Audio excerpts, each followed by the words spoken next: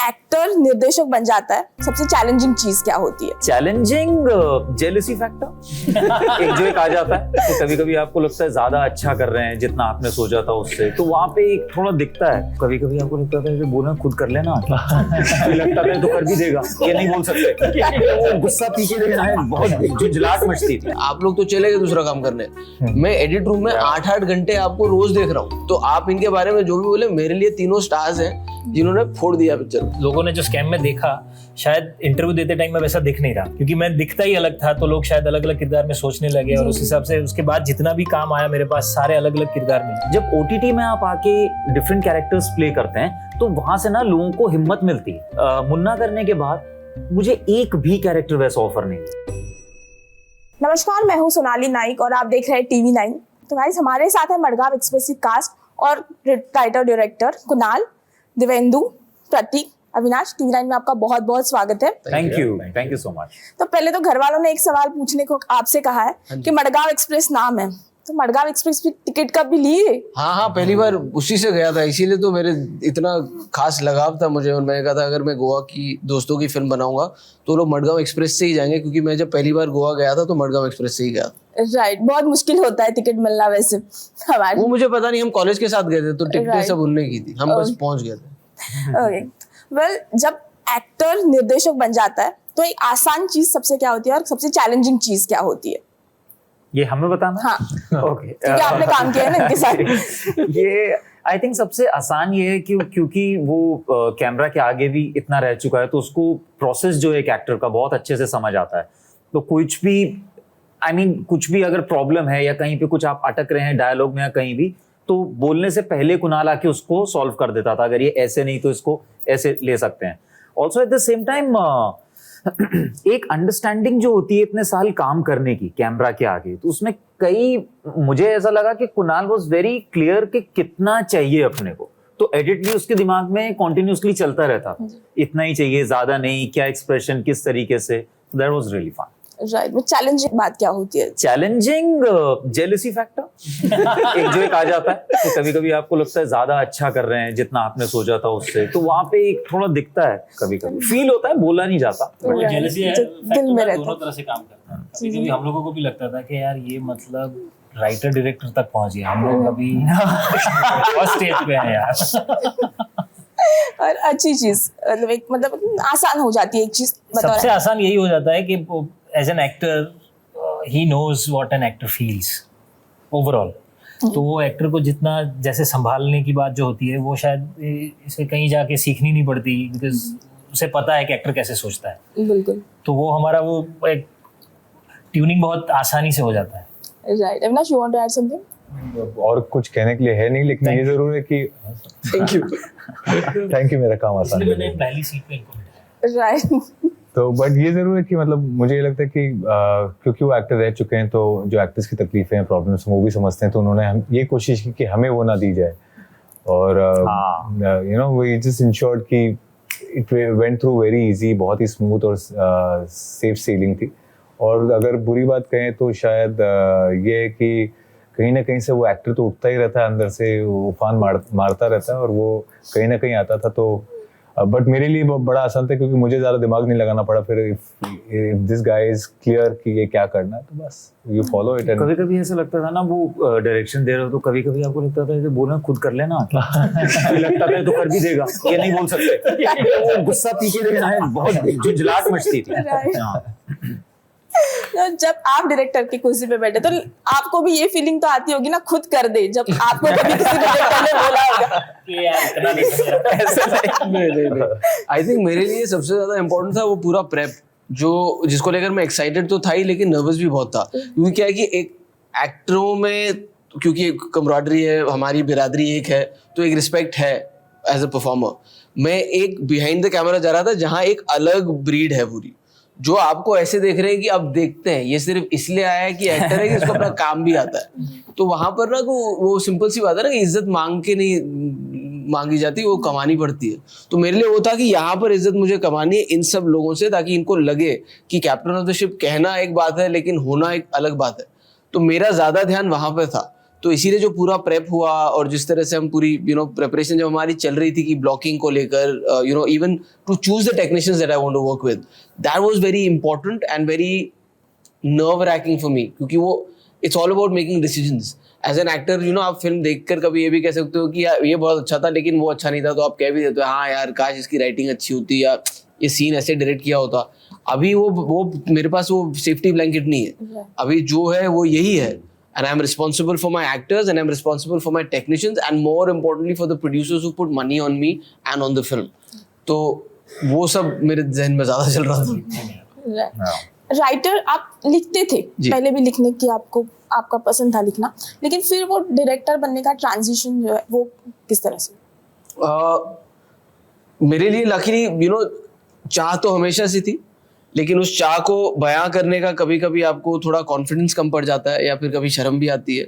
और क्योंकि आप ऑलरेडी इंडस्ट्री में एक अलग काम कर रहे हैं तो दूसरा आदमी उसे कैसे देखे वो आपको जरूरी नहीं पता, क्योंकि हम अपने माँ के लाडले, हमारी माँ के लिए हम सबसे अच्छे हैं, लेकिन जो प्रोड्यूसर है उसको कभी भी लगेगा यार ये एक्टर है, अभी ये राइटर भी, अब इसको डायरेक्ट क्यों करना है या कर भी पाएगा कि नहीं। लेकिन लकीली थैंकफुली मेरे लिए वो सजेशन ही सामने से आया स्क्रिप्ट पढ़ने के बाद कि तुम इसे क्यों नहीं बनाते। तो जब वो सामने से आया तो मैं उस पर लपक लिया, क्योंकि एज ए राइटर और एज एन एक्टर आप उतना ही कर सकते हैं, सारे डिसीजंस आपके नहीं है, सारे आइडियाज आप हमेशा जरूरी नहीं आप उन्हें मटेरियलाइज कर पाए, लेकिन वो फ्रीडम मुझे एज ए डायरेक्टर मिलता है, इसीलिए मैंने ये डिसीजन लिया। लेकिन आपने कॉलेज में थिएटर किया है तो कब कुछ प्ले वगैरह डायरेक्ट किया था?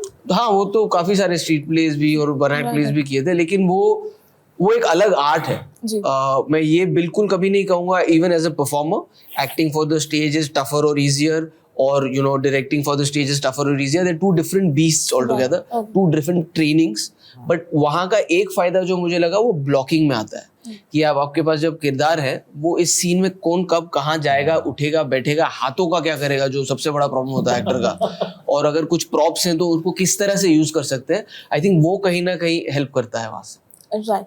दिवेंदु, आपने कॉमेडी की है इससे पहले, देन आपने इंटेंस किरदार किए और फिर अब कॉमेडी की तरफ, क्या कॉन्शियस डिसीजन था थोड़ी समय तक इंटेंस रोल पे ही? हाँ जी बिल्कुल, क्योंकि कॉमेडी करने में मजा आता है, लेकिन वो एक काम अगर आप बार बार करते रहें तो मजा नहीं आता है। तो मेरे लिए बहुत इंपॉर्टेंट था कुछ और भी ट्राई करूं। लकीली वो ट्राई किया, लोगों को पसंद आया तो उसमें और भी मजा आया। तो अभी वापस आके कॉमेडी करने में बहुत ज्यादा मजा आ रहा है। राइट। और एक सवाल मैं पूछ रहा था, प्रोसेस क्या होती है? क्योंकि आपने कि हर किरदार है, एक आपका फैन बेस बन गया कि आपका नाम है तो वो देखना चाहते हैं वो प्रोजेक्ट। हर किरदार को प्रिपेयर करने का प्रोसेस क्या होता है? ये एक्चुअली बहुत डिफिकल्ट क्वेश्चन होता है for any actor to answer. मैं आपको ऑनेस्टली बताता हूँ कि एक क्लियर कट प्रोसेस नहीं होता है। आप बचपन से थिएटर करते आते हैं या आपकी कोई और ट्रेनिंग होती है, तो मुझे ऐसा लगता है धीरे धीरे हर एक एक्टर का एक सॉफ्टवेयर कहीं ना कहीं अंदर बन जाता है। उसमें जब आपको एक नई स्क्रिप्ट आती है, आप उसको पढ़ते हैं तो वो ऑटोमेटिकली जाके शेप ले लेता है।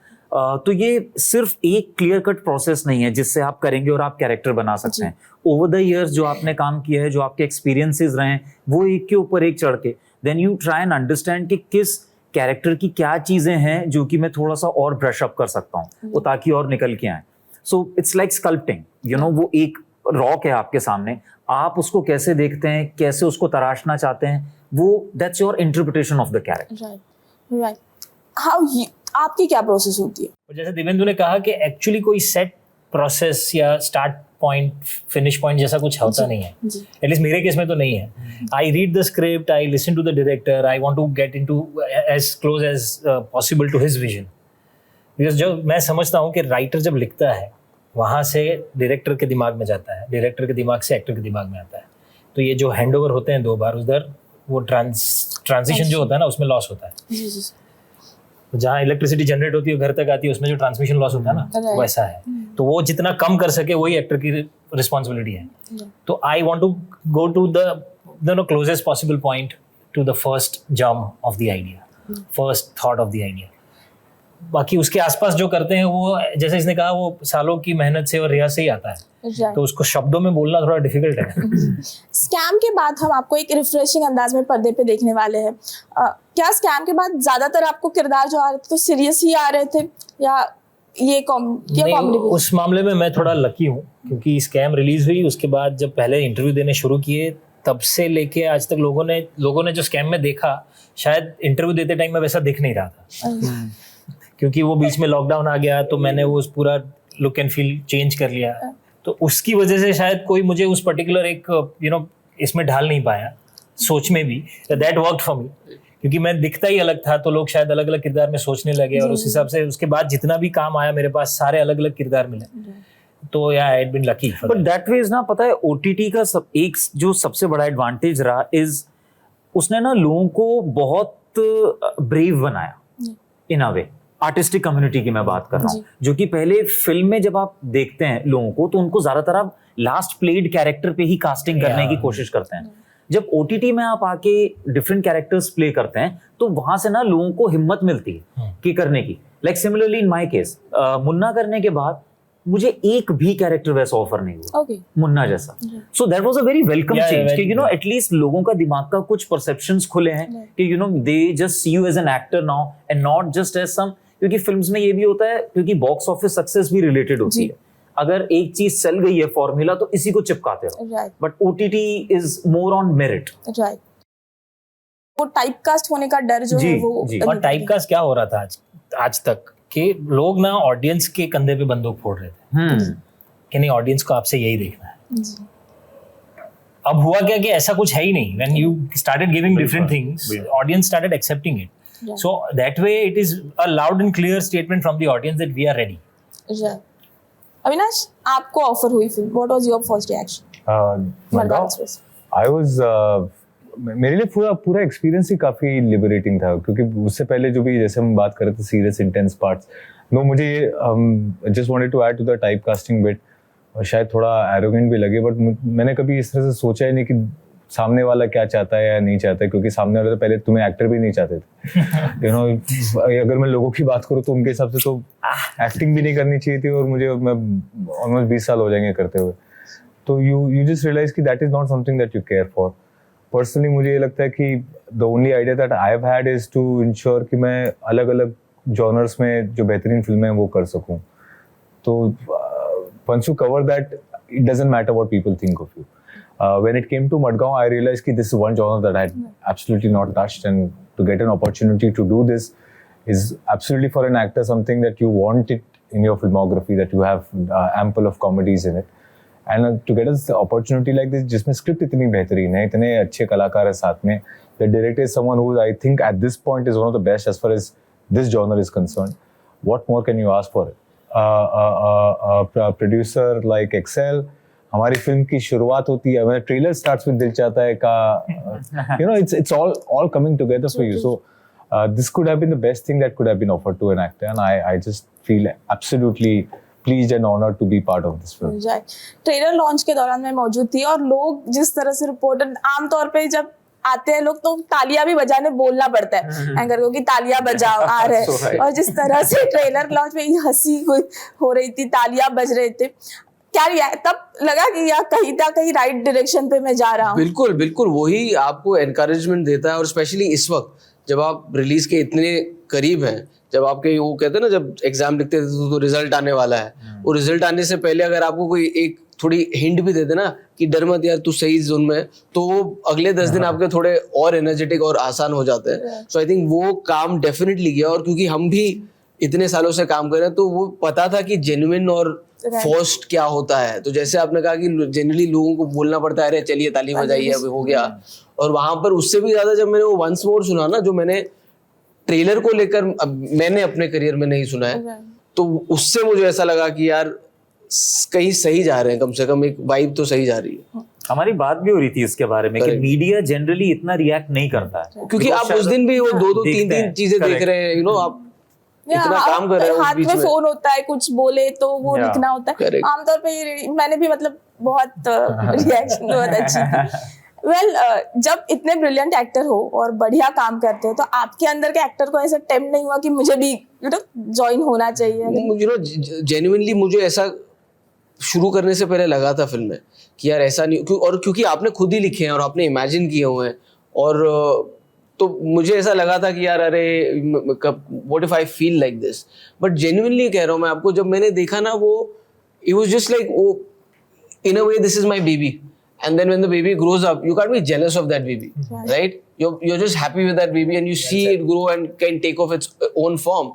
तो मुझे बहुत अच्छा लगा और मुझे genuinely बहुत प्राउड फील होता है, और मैं इनको भी कहता था कि आप लोग तो चले गए दूसरा काम करने, मैं एडिट रूम में 8-8 घंटे आपको रोज देख रहा हूँ, आपका अच्छा, आपका बुरा, और आपके बुरे को छुपाने की कोशिश, और कहीं अगर कुछ गलती हुई है तो उसको अच्छा, क्योंकि मेरे बच्चे हैं तो मेरे बच्चे जब दुनिया के सामने जाएंगे तो उनका बेस्ट लगना चाहिए। तो आप इनके बारे में जो भी बोले, मेरे लिए तीनों स्टार्स हैं जिन्होंने फोड़ दिया पिक्चर में। आप साड़ी पहन के नोरा को कंपटीशन दे रहे थे या क्या, मतलब यू नो? नहीं, वहाँ तो कोई कंपटीशन ही नहीं।